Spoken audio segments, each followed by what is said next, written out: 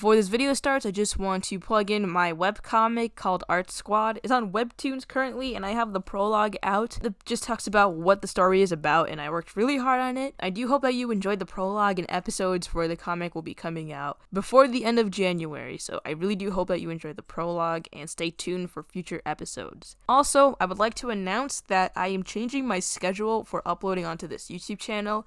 As of now, I will be uploading every Saturday, and if you want to see more updates regarding my channel, please follow me on my Twitter account. I will be discussing any changes that are coming to this YouTube channel. Alright, now enjoy the video. Here we are in the future, and it's sad.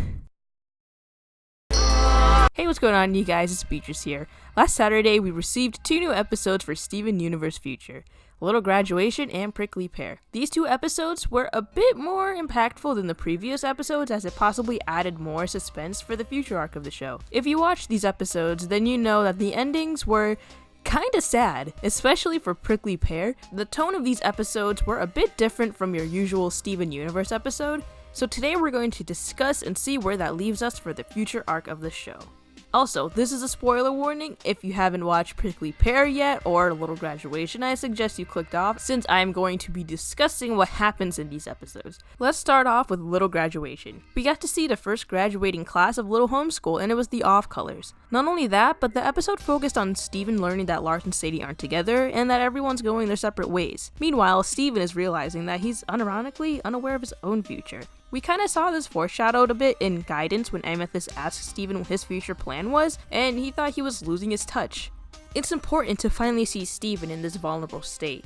It can add more conflict for the next part of the show, and in general, we can finally see how he deals with these personal problems, since we're so used to seeing him help other people. A lot of people can agree on this, but this specific situation that he's in is a relatable one. Personally, I've related with Steven a lot. I just graduated high school, and I've had moments where I've thought I was too clingy with my friend, and I had to realize that people were moving on. A lot of viewers watching this show are probably around the same age as Steven, younger or maybe older, and this topic isn't shown as much in television. While it was interesting to see Steven deal with his unknown future, it was relatable for so many people. Also, I'd like to acknowledge Sadie's new partner Shep, Lars leaving, and Steven's power appearing in the episode again. First of all, Shep's amazing, the song slaps, and I really hope they make more appearances in future episodes. They did have some interesting things to say to Steven, and it'd be cool to have them as like the voice of reason in future episodes. I wish the Off Colors had dialogue in this episode. It was still cool seeing them, especially graduate. I feel like this isn't the last time we'll see them or Lars. Them going and exploring space can possibly be connected to the next arc of the show. I mean, the characters are still exploring space. We've seen this with Why So Blue, so there's probably some unfinished business in space. Also, another smaller thing that I would like to talk about is, yes, Steven's power appearing again in the episode. I know I've called it his rage mode, and majority of the times when he turns pink, he's angry, but here he wasn't necessarily angry. It was more of like being worried or just being paranoid of letting go of Lars. So this could possibly mean that Steven can turn pink even when he's not necessarily angry. Though I don't know if we can pull any more information from that other than the fact that he doesn't always have to be angry. Maybe it can just be some strong emotion that he really feels. Also, another smaller point that I wanted to mention before was the timing of the show. I wanted to mention it in the previous video, but I think it's a little more clear now. There are time skips in between the episodes, and there could possibly be more within the future episodes. There could have been a possible time skip in Snow Day since Steven was rescheduling for the 3rd quarter, and then by Prickly Pear, he had already left Little Homeschool and was focusing on the plants. I think that the next episode after Prickly Pear will also have a time skip, and then we get to see the Crystal Gems realize that there's a change in Steven's behavior.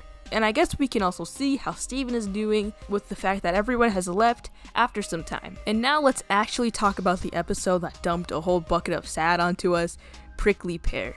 Again, this episode allowed us to see Steven in a more vulnerable state than before. It was creative to see that him dumping negative emotions onto Cactus Steven would result in Cactus Steven becoming more of a monster and cause mayhem. It makes the viewers realize that Steven may or may not be acting like Pink Diamond. Like, at first, Pink Diamond was destructive and violent, but learned to be a better and innocent person in the end. Now, Steven was innocent and helping others, and he's slowly starting to become more violent and destructive.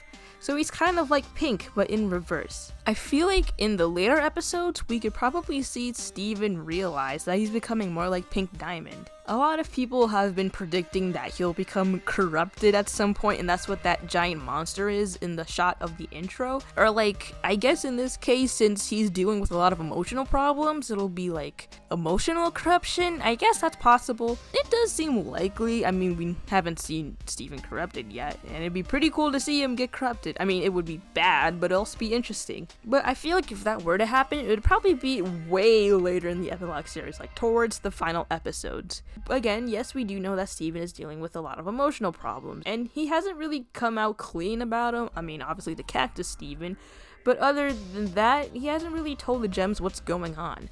And I feel like if there is one character that could get to him other than the crystal gems, it'd be Connie. Where the hell is Connie? Someone please find Connie. We need Connie. Start the hashtag find Connie. I honestly feel like they're saving her for way later in the episodes when like the show is kind of at like the climax. It looks like the show's going to get even more suspenseful from here, and we'll dive deeper into Steven's internal problems and see how he deals with them. It looks like it's going to be a long wait though, since it seems like the show is going to be on hiatus, and we all know how hiatuses are for Steven Universe. Oh man, we're not getting any episodes until like June or something. But until then, we can speculate all we want and see what could possibly happen. Anyways, that's all I have for this video. If you made it to the end, thank you so much. I really do appreciate it. I hope you enjoyed the Steven Universe content on this channel.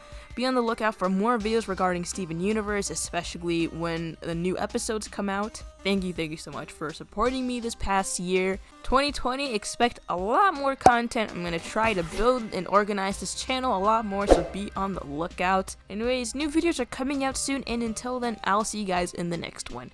Peace.